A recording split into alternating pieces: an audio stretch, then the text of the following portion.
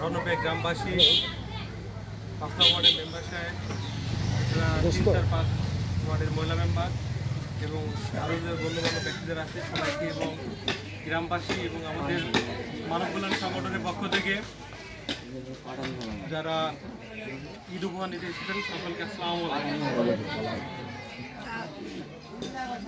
আমাদের রণপে মানব কল্যাণ সংগঠন 2013 সালে প্রতিষ্ঠিত হওয়ার পর 2025 সাল এখন এই দীর্ঘ 12 বছর প্রায় এক যুগ আমাদের মানব কল্যাণ সংগঠন গরিব অসহায় এতিম প্রতিবন্ধী সবার জন্য ঈদ উপহার দিয়ে আসছে আমরা।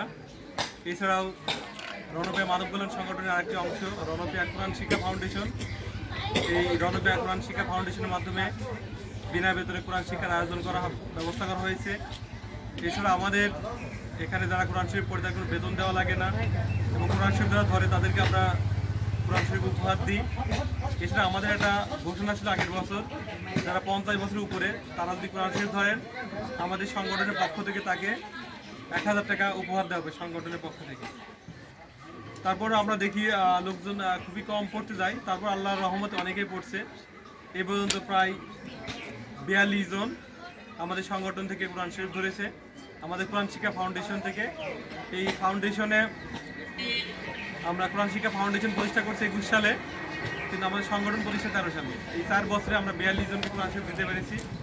আমরা রণপে গ্রামবাসীর কাছে দাবি থাকবে আমার এটাই যে আপনারা কোরআন শরীফ পড়তে আসবেন এবং কোরআন শরীফ ধরবেন, এটা আমার চাওয়া আপনাদের কাছে।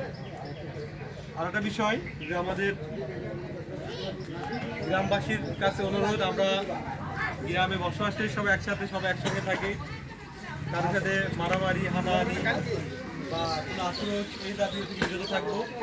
দেখেন আমরা যদি মারা যাই, এখন যদি মারা যাই সঙ্গে সঙ্গে আমার জানাজা হয়ে যাবে, তারপরে আমাকে চিনবে না আমি কারোর সাথে মারামারি হানাহানি করছি কিনা এটা কখনো কেউ দেখবে না। যারা আছেন তারা সাপোজে গ্রামের শান্তি শৃঙ্খলা ফিরে থাকবে এবং কোনো ধরনের মানুষের ঝামেলা না হয়, জ্ঞানজাম না হয়। তবে যে ব্যক্তি পাপ করছে তাকে আপনারা যদি পারেন তাকে ক্ষমা করে দিবেন, তাকে অতিরিক্ত মারামারি ঝামেলা করার দরকার নেই। আমার যেটা মনে হয়, মনে করেন কোনো ব্যক্তি আপনার কাছে বড় ধরনের অপরাধ করছে, আপনার সাথে খারাপ আচরণ করছে, দুর্ব্যবহার করেছে, আপনাকে কষ্ট দিয়েছে, তাদের পারলে আপনারা ক্ষমা করে দিবেন।